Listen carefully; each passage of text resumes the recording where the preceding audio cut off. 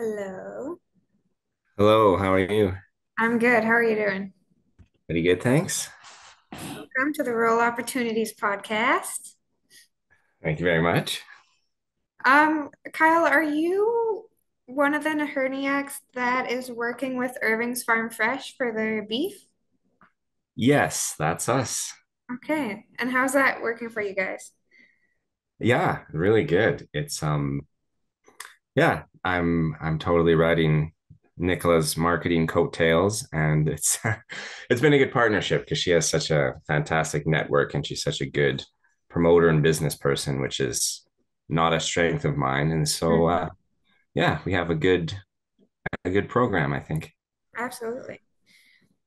So you guys have beef cattle, and what else do you guys have going on? We grain farm as well, Okay. and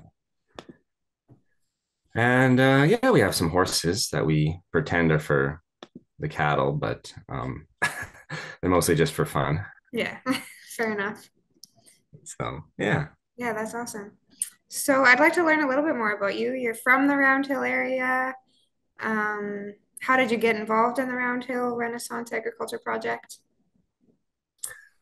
Yeah, well, born and raised in Round Hill. So my dad went to Round Hill School and my brothers and I went to Round Hill. Mm, And so yeah, it was, I guess when I found out that it all started when the school division was considering closing the school. So they had, I think it was 2020, 2020, February of 2020. They had a meeting and there was a few other rural schools that they were considering closing down. And so our community got together and we decided that we needed a program. We needed something unique about our school to make it stand out and to make it indispensable. And so after a bunch of meetings and kicking around some ideas, actually one of the ladies got a hold of the Prairie Principal. Have you heard mm. of him? Yeah, Kevin Van Tegem. We actually had him on the podcast as well. So, Oh, okay, yeah, fantastic guy. So he came to the community center and he talked about what they were doing in Ontario and how it got started and what it's done for the school and for the community. And he suggested that we could do something similar in Round Hill. So we took that idea and we sort of ran with it. We didn't end up doing exactly what they're doing, but mhm. we sort of started a program and made it our own. And so yeah, so originally it was a lot of talking to the school division, the board of trustees. There was Nicola and myself and some of a committee of trustees, and we sat down and we tried to hash out the details. What kind of program could we do in the school? What kind of agricultural program could we create and bring about? And there's just a lot of limitations with what you can do now, insurance wise and curriculum wise and stuff like that. And because we're not teachers, we had this idea that we as volunteers could help out a lot, and we had lined up actually a lot of different professionals, vets and business people, a lot of agribusiness people, and so we thought that we could do something like that, but because of the limitations of going through the school, we found it was kind of complicated. So as we were setting the groundwork for the school ag program, we just decided that we'd come a long way, and we felt like we were really on the verge of something special, and I guess we didn't want to give up ownership of that completely, right? We thought there was, now that we had the school part of the program moving in the right direction, we also wanted to do something with the community. Mm. And so then that's when the Round Hill Renaissance program kind of got started. We started with a community garden on the community hall grounds that the Ag Society owns. They let us use some of their land. And then after that, we talked to the county the next year about some land that was unoccupied between the school, like right next to the school. And the county, who has been a great supporter of us, they gave us a 5-year lease on the land for $1. And Wow. so, yeah, it's fantastic. And so that's our site, right? That's where we're starting to build stuff. And we built a new community garden, and we're growing out from there. And it's fantastic because it's literally across the street from the school. So the kids can come and go. It's very convenient. Yeah, it's fantastic. Mhm. So it started out as something to keep the school alive, and it's now kind of morphed in. There is still a school aspect, but it's also a community initiative as well. Yeah, yeah, absolutely. It's still it's kind of both. The school comes to the Renaissance site and they do a lot of the work through us, and we work in cooperation. But they also, some of the teachers have actually started a really interesting, successful food and agriculture program within the school that Mm, we help where we can, but we're not directly involved in it because it's specifically in the school. And yeah, so for us, the community side of it is huge, and we're trying to I guess we see ourselves as a focal point or as a nexus point where we're trying to bring different people together, different groups together to talk about, food security and the importance of agriculture and education. And we like what we're shooting for is to become an educational nexus, basically, both physically in the site, but also, through our group and our networking projects and stuff like that. So that's that's the long-term goal anyways, and we're definitely making progress. that's really cool. And so obviously, since you've started this initiative, the Round Hill School is still open, correct? Yeah, yeah, it's open, and it's, I believe, the year that they were considering closing it, there was 86 kids enrolled, and now there's 108. And there's a lot of young kids coming up, like the kindergarten class, and next year's kindergarten class is full, and the one, twos, threes, those classes are all really big. And so that's exciting. There's, I know of a couple of families personally who traditionally wouldn't have considered Round Hill, but they've said because of the program, they they're excited about being involved. And then once they came to the school and I saw everything else that the school and the community had to offer besides the agriculture program, they're extremely happy that they made that decision. That's really cool, and that's very encouraging. Yeah. That's such a great story for other rural schools who are kind of going through a similar thing. And it seems that they want to put rural schools on the chopping block, but we can still keep them alive. Yeah. Yeah, that's, I mean, the decreasing rural population is definitely a problem. And unfortunately, the year that they did keep our school open, they did close two more rural schools, and then they closed the high school in a third rural school. So, it wasn't a perfect situation, but we're just very thankful that we stayed open. And I think rural schools have the opportunity to offer a lot of unique things that urban schools don't have, right? And I think COVID and some of the things that have been going on in the world lately really illustrate the importance of, things like food security and the rural community, and some of the other strengths that we have being out in the countryside. And you know I was talking to a local realtor the other day, and he said in the last 2 years 36 acreages within the Round Hill School busing district have sold. Mm, Before COVID, before our program, not that they're exactly the same thing, but they both had an impact on this. There were acreages in our area and houses for sale for years with no movement at all. And then between COVID and some of the other stuff going on, you saw this people moving out of the cities. They wanted to embrace that rural lifestyle. They wanted the green space. They wanted the privacy. They wanted, the fresh air. And I think that there's definitely a movement that can be made now with working from home and it being that commuter town. Like we're 15, 20 minutes from Camrose, we're 45 minutes from Edmonton. So we're not exactly out in the boonies, you mhm. know. So I think there's an opportunity for the town to grow and take advantage of what's happening there with real estate. Absolutely. And alongside with the agriculture program and the unique community stuff you guys have going on, there is something to be said for smaller class sizes and just getting to know the people in your class more, or if you're a parent, you can get to know the other parents a little bit better. I think that's really important too. And I definitely experienced that moving from a city school to a smaller school, and that honestly changed my life going to a smaller school. Oh, that's great. Yeah, you're right. There's huge advantages like class size and involvement. Like Round Hill has a phenomenal parent support system. This is Society of Parents of Round Hill School, I believe they're called.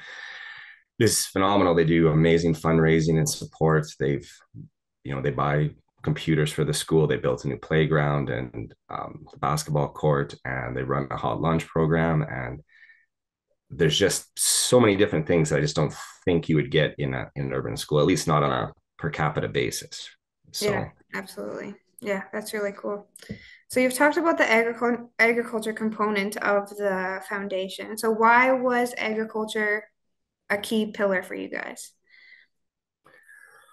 well, for a few reasons. First of all, being in a rural setting, and a lot of the people in Round Hill are, if not directly in primary agriculture, then they're in agribusiness or have somebody in their family that's involved in it. So there was the advantage of having people with those skill sets and that knowledge. A big portion of the economy in the county of Camrose and county of Beaver is agricultural based, and I think going forward too, the province is going to require agriculture to become a focus.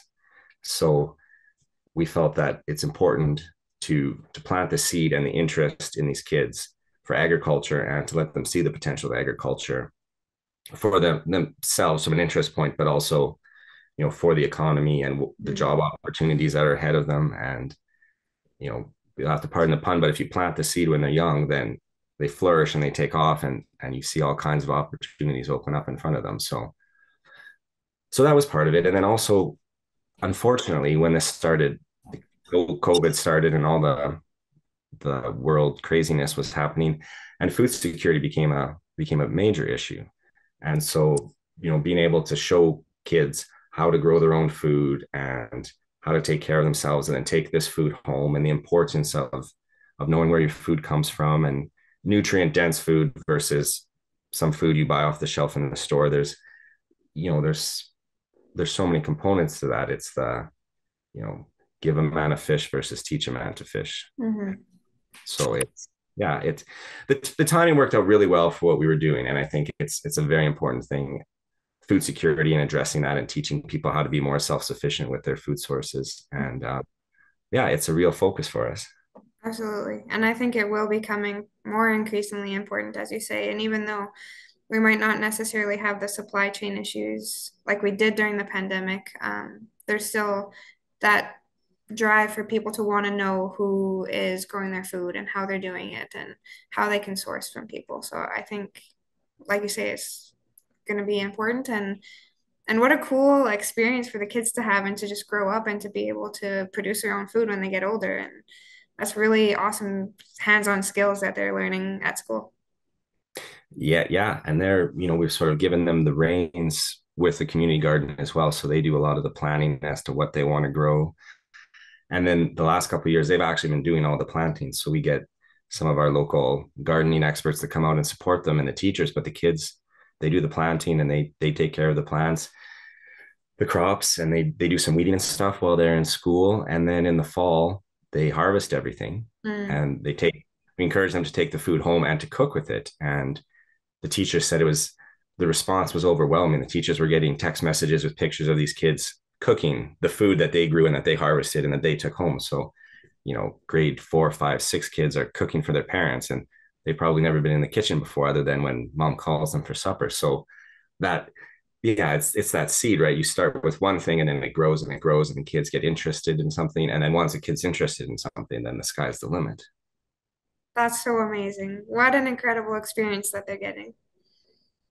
Yeah, yeah, it's been really well received. So Yeah, and so you got the school is also kind of getting involvement with the community members that they're in too, because the foundation is quite a few community members, and they might not even have kids in the school. Like it seems like there's a very involved community at Round Hill with the project. yeah, there's a ton of support, and that's, I guess, before anything started, that was the one certainty that we knew we had, was that the community was going to be there. There was never a question about community support and community strength. It's for a community the size of Round Hill. We have an Elks group, we have an Ag Society, there's a Women's Institute, we have a Good Minor Ball program, we have a active seniors club. Like, it's it's a very, very involved, very strong community that way. So when something like this came up with the school in jeopardy, and as important as the school is to the community, it was an embarrassment of riches in community support. And so then, yeah, once the program got going, you're right, it was people in the community that don't necessarily have a direct connection to the school anymore, along with the parents and the school community. So it's actually been really good to join kind of the two, because there's the traditional Round Hill geographic community, and then there's some of the families that go to the school that aren't, maybe they're more Kingman or Tofield or different areas, and Round Hill wouldn't be their community area, but through the school and through this program, it's really brought everybody together, and it's fantastic to see. That is really cool. What a great story from a small community. If I'm not mistaken, I think Round Hill has like 200 people in it or something like that. 100, I think. 100. Oh, Yeah, it's pretty small but mighty. yeah, small but mighty little community. So you mentioned the community gardens. What other components of the foundation? Well, so at this point at the site, we have the community garden. As you say, we've started planting our our foodscape, I guess we call it, which entails the garden, but also what we want to do with our food forest. Mm, So we've been planting fruit trees and shelter belts and shrubs and bushes and berries and all kinds of things. And what we're looking at doing is it's based on permaculture, so it's a sustainable, low maintenance, self-contained ecosystem basically that requires doesn't require chemical or external inputs or anything like that, and it's low maintenance. So that's the trees, and the forest aspect of that obviously is in progress. That's going to take some time. mhm. We have kind of a, I don't know if memorial is the right word, but on some of the trees we have sponsors. So people would buy a tree in honor of a loved one that they had lost, and then we get a plaque to put on that tree, and then we have park benches and pathways, and people can walk by and they can read the plaques and then think about the people that were in the community. We have a binzebo. We have three binzebos actually. So we took some old grain bins that were donated by farmers, and we put them up on some 4x4s, and that's going to be our sort of picnic area. So we're going to put some gravel down. We have some solar lights up and a fire pit, and we're going to get some benches and picnic tables, and that'll be kind of a community focal point in the beginning. We have, well, along with the community garden, there's some raised beds other than the traditional garden. Last year we had some chickens, so we had some meat chickens, which it went okay. It was kind of a learning curve for us to have chickens on site. Mm. So that was great. And then we also had some laying birds, and the kids really love the birds. They like to go in and feed them and collect the eggs, and they actually use the eggs as part of their school lunch program. So they take the eggs back to the school and boil them and eat them for breakfast, and it created a fantastic connection again from where your food comes from, and so we're definitely having the laying hens again this year. We put up a purple martin house last year, which is fantastic. We are in the process of working on a community compost program. Mm. So yeah, next year we're hoping to get an area designated to it and get it up and running, and send out some pamphlets and talk to community members about bringing grass clippings and their compost. The school actually already composts and has a compost and vermiculture program there. Oh, cool. Yeah, and so we're doing that. The big thing that we're excited about is we're applying for grants to build an outdoor classroom. So Mm. it would be basically a kind of an open air pavilion. So it'd be a roof, obviously a shelter, but it would be more or less open on the sides. We'd have a wood deck flooring, and then that would give the school a space to use where they could teach. It would give the community a place to go, and a venue basically to have community functions and stuff like that. And it would be a place where we could, as we get more involved with our networking and bringing in other partners and stuff like that, it's places that you could hold seminars and you could have guest speakers come and talk. Um, we were honored to have Knowledge Keeper and elders come out last and do a traditional blessing on our land, give us an Indigenous blessing, which is fantastic.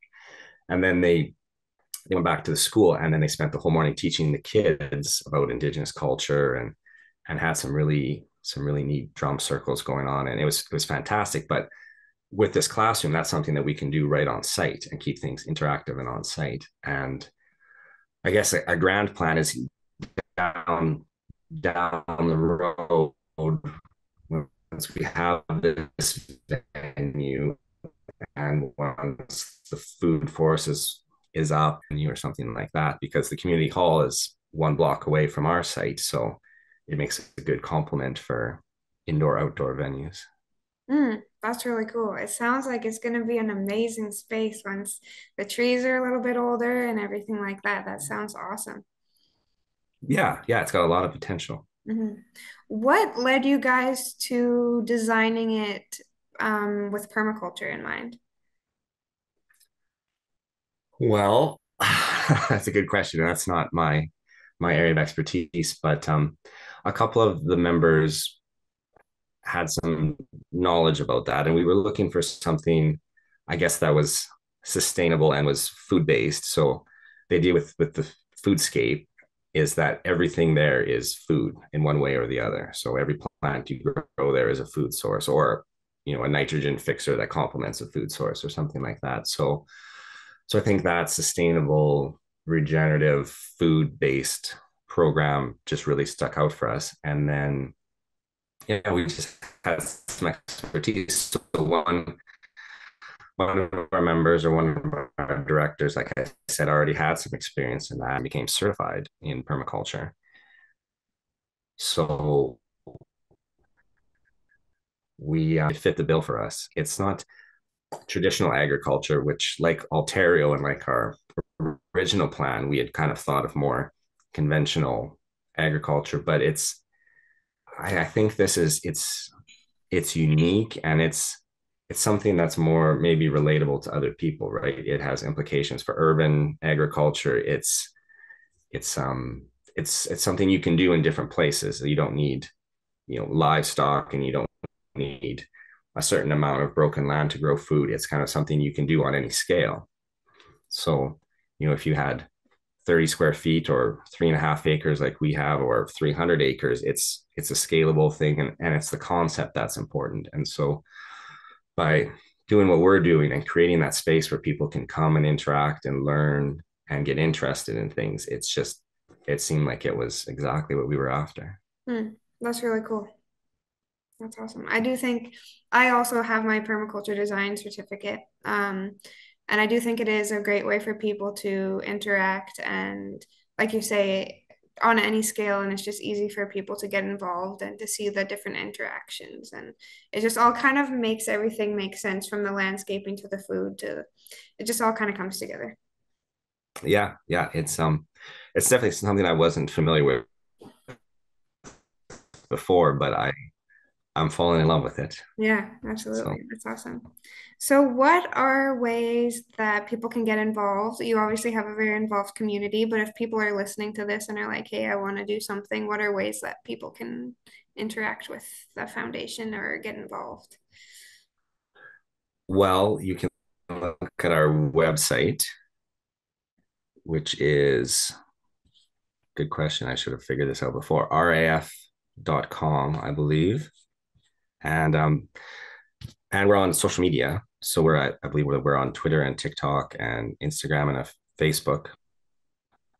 Facebook is a major social media outlet for us.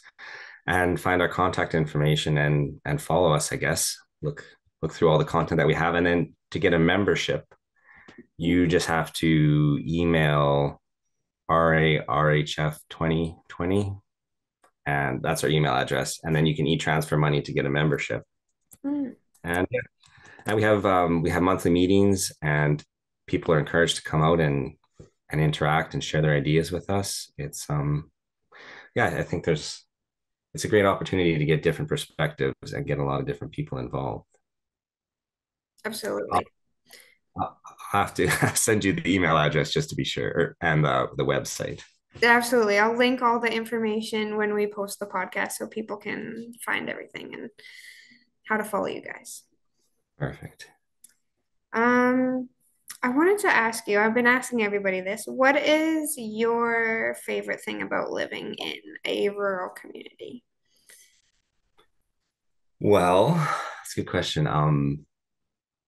Being born and raised on the farm and involved from a young age, it's for me, it was just always was, I guess, destined. I always knew that I wanted to come back to the farm, and so that part was easy. But there's so many other aspects to living in a rural area beyond farming, or if you aren't a farmer, if you live on an acreage or you have to commute or something like that, just there's a sense of community. Like I said, there's all the different community groups. There's a lot of events that happen all the time.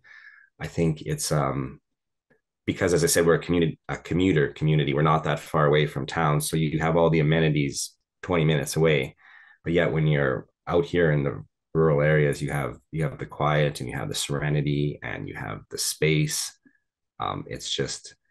It's a quieter, slower pace of life, and it's fantastic for your mental health. It's a different way to live, and I think now with working from home and like I said, being so close to the other towns, you don't really miss out on a lot of the things that the urban areas have to offer. So it's to me it's the best of both worlds for sure. Mm, absolutely. That's really cool. And it's great to hear stories of, like you're talking about the community and how involved they are and how the school has really thrived with this initiative. There's really cool opportunities out there in rural to make really cool things happen. And I think that's really awesome. Yeah, and it doesn't, every rural school can be unique in a different way and make themselves stand out. It doesn't just have to be agriculture. And that's one thing we learned. This is what works for us, but it's not necessarily a fit for everybody. So I think there are opportunities for other rural schools to make themselves indispensable by making themselves unique and offering something that other people can't offer. And I also like to think that there can be more networking and connections. So if our school, our community offers this sort of program, then maybe we'd love schools within the division and even outside of the division to come see what we're doing, interact with us, learn about what we're doing. We work with Augustana sometimes, and we're hoping to work with some other, higher education um, institutions, I guess is the word. And so, that kind of networking is fantastic. And so if they come to us to learn what we do, and then they had another situation or another program that we could go over there and learn from them, then that's fantastic. Mm, that's really cool. Kind of like playing off each other's strengths. Like you don't have to be an expert in everything, but you can learn from each other and help each other be stronger. Exactly. Yeah, it's symbiosis, I guess. Yeah, that's really cool. So is this something that you would suggest to other rural communities?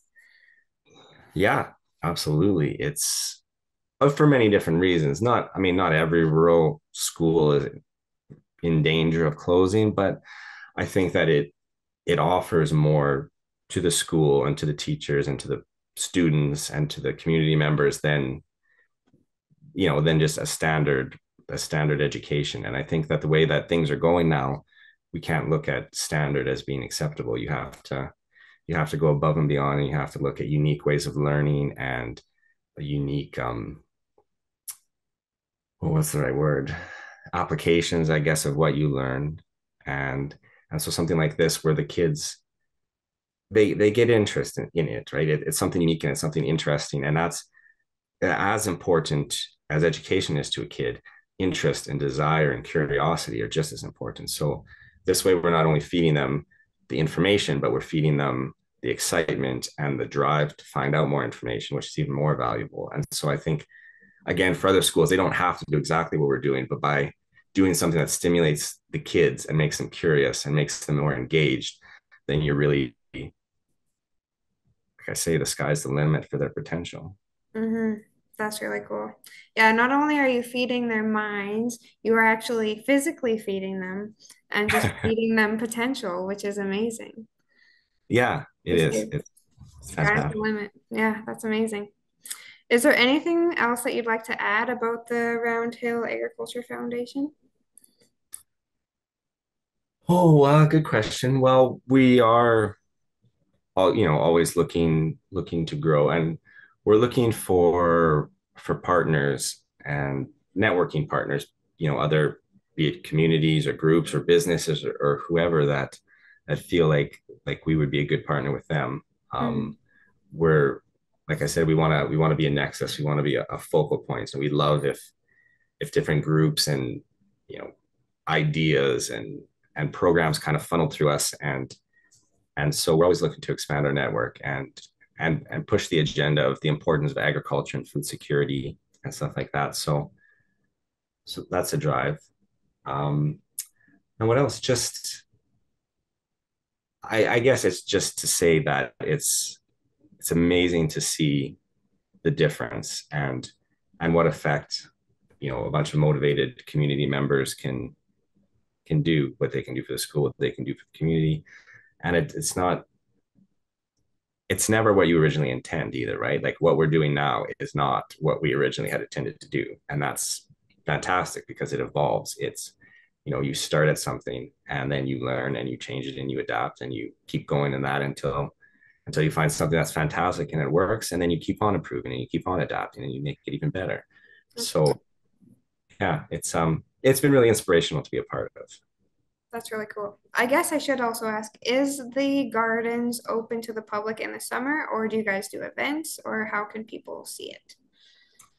Yeah, it's always open to the public. So people are welcome to stop by and have a look and go for a wander and get involved. Like if you were to follow us on social media or on our website, we do have, tree planting events, and like when we plant the garden and when we're doing some more infrastructure work on the site.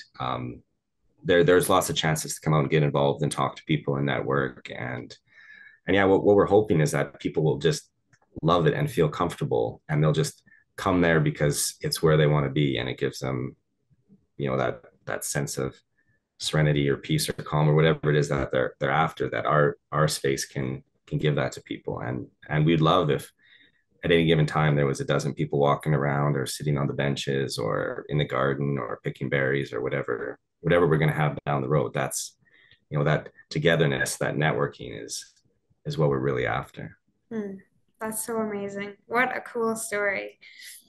Well, thank you for sharing with me, and it is such a great rural opportunity to learn about, and um, so what a cool community you guys have, and that other communities can emulate Yeah, in their well, own it's way. I hope that they do. Yeah, awesome.